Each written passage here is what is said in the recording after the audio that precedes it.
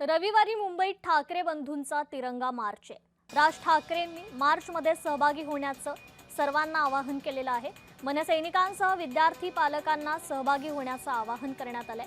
दरम्यान राज ठाकरेंनी काय म्हटलंय पाहूयात।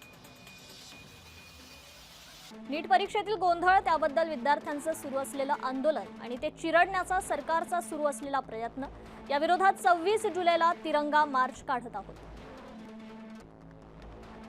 हा तिरंगा मार्च दिल्लीतलं सरकार आणि त्यांच्या आदेशानुसार दिल्ली पोलीस जी मुजोरी दाखवत आहे त्याचा निषेध करण्यासाठी आहे। तिरंगा मार्च अराजकीय आहे। इथे कुठल्याही पक्षाचा झेंडा नसेल, दोन्ही पक्षाच्या नेत्यांच्या समर्थनाच्या घोषणा नसतील। सरकारचा निषेध असेल, देशभरातील विद्यार्थ्यांना आणि तरुण तरुणींना जो पाठिंबा दर्शवत आहोत त्यासाठीच्या घोषणा असतील। मोर्चाचे निमंत्रक मी आणि उद्धव असलो तरी आमच्याही नावानं कुणीही घोषणा द्यायच्या नाहीत। हा विद्यार्थ्यांचा मोर्चा आहे, याचं भान आपण बाळगायचंय आणि ते तुम्ही बाळगालच, याबद्दल शंका नाही।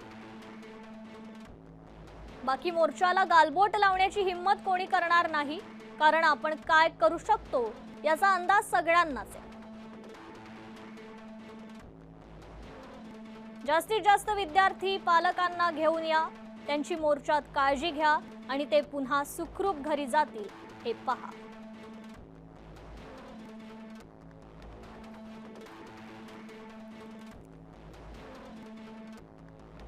तर तिरंगा मार्च मध्ये येण्याचं आवाहन या ठिकाणी राज ठाकरेंनी केलेलं आहे।